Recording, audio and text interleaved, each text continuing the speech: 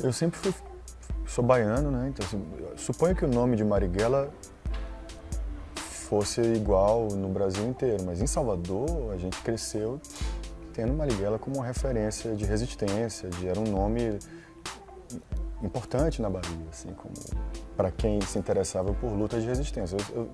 Eu sempre fui muito fascinado por revoltas populares. Eu prometi ao Boulos que eu vou estrear o filme no acampamento de São Bernardo, do MTST. Quando estiver no Brasil, e do MST também. Bom, em outro assunto polêmico, o primeiro longa-metragem dirigido pelo ator esquerdista Wagner Moura, Marighella, teve sua estreia mundial confirmada na 69ª edição do Festival de Berlim, que acontece nesse ano. O filme, que contará a história do terrorista baiano, teve aval para captar mais de 10 milhões de reais pela Lei Rouanet. 10 milhões. Esse foi um filme muito difícil de levantar dinheiro, né, para fazer. É um filme grande, é uma produção grande. Apesar de todo mundo dizer que esse filme usa a Lei Rouanet, esse filme não usa a Lei Rouanet. Se o fizéssemos, não haveria nada, nenhum problema, mas não tem a Lei Rouanet. Bom, são 10 milhões autorizados. Eu entrei agora há pouco no site da Ancine para pegar os dados atualizados. Pelo que eu vi, a captação autorizada era de 10 milhões e 200 mil reais, mas o valor captado é de 3 milhões e meio. É importante pontuar que essa aprovação foi feita antes da despetização, inclusive do governo Michel Temer. É uma aprovação de 2014. Esse foi um filme muito difícil de levantar dinheiro, né, para fazer. É um filme grande, é uma produção grande. Apesar de todo mundo dizer que esse filme usa a Lei Rouanet, esse filme não tem a lei, não usa a Lei Rouanet. Se o fizéssemos, não haveria nada, nenhum problema, mas não tem a Lei Rouanet. Então, só para não confundir as bolas.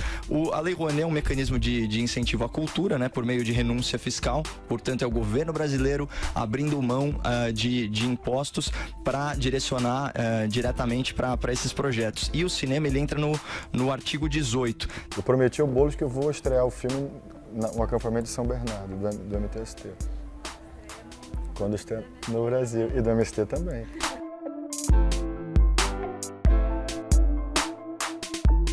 Pois é. Então, Vitor, você falou aí ator esquerdista, né? E esse é um daqueles casos em que o adjetivo, ele não é uma muleta, ele é muito próprio, porque, de fato, né, você lê a entrevista dele para a Folha de São Paulo, ele declara: é um filme que tem lado. Queria lançar antes das eleições, mas não vai ficar pronto a tempo, né? Ele falou isso. E nessa mesma entrevista ele fala que o impeachment mudou o Brasil para pior. Olha só. E que negar ao Lula o direito de se candidatar é compactuar com o golpe. Então, só pra gente ter uma ideia de quem a gente está falando do ponto de vista político, né? Bom, então, e eu que sempre fui um artista identificado com a esquerda, então imagina, era o filme do Petralha fazendo um filme sobre o terrorista.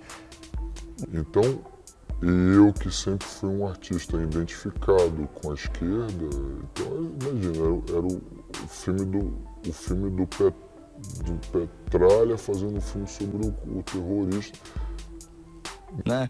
Aqui eu vou pegar emprestada essa argumentação do professor Marco Antônio Villa, que tem um excelente artigo, vocês têm que ler, que se chama Viva Marighella, Viva a Morte, foi publicado no O Globo. E olha a contradição que ele aponta: glorificar Marighella, apesar da Constituição definir no artigo 5º o terrorismo como crime inafiançável e insuscetível de graça ou anistia. Ou seja, o Estado brasileiro, por meio do Ministério da Cultura, está rasgando a Constituição ao conceder seu apoio financeiro a uma película que afronta um princípio tão caro da Carta Magna. Essa é a argumentação do professor Marco Antônio Villa, mas o fato é que, se você não tem problema com financiamento público, né, para uma ode ao terrorismo, nem com uma obra de ficção, é provável que você goste desse filme. Até porque, né, já considerando o viés político, a gente sabe que ele vai seguir a narrativa hegemônica de que a luta armada conduziu o Brasil à democracia, o que é uma grande falácia, porque a Revolução revolução armada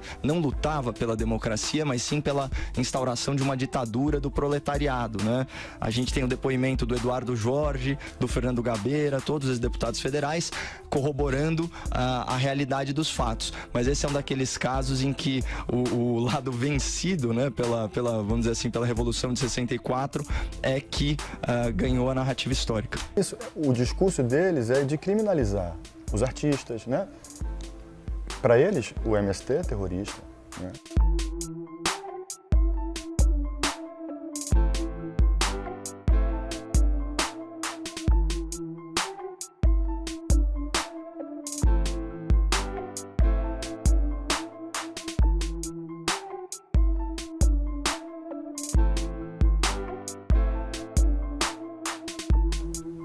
O MTST é terrorista.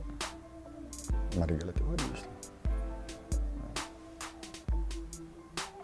Defensor de direitos humanos é defensor de bandido. Né?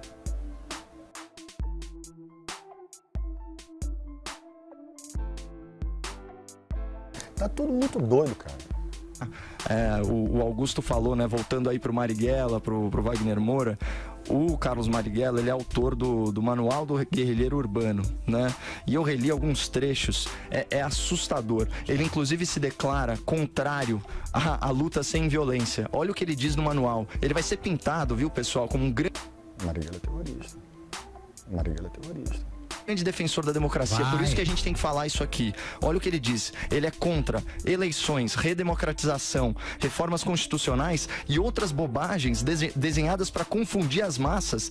Tá tudo muito doido, cara. E fazê-las parar a rebelião revolucionária, né? Em outro trecho do manual ele conclui: o guerrilheiro urbano tem que se fazer mais agressivo e violento, girando em torno da sabotagem, do terrorismo, das expropriações, dos assaltos, dos sequestros, das execuções. Marighella é terrorista. Então, assim, isso me leva a crer que a gente está diante de um caso, assim, falando sociologicamente, sabe, Augusto, de um gramichismo escancarado. O Wagner Moura é, sim, um intelectual orgânico falsificando a história com agenda revolucionária.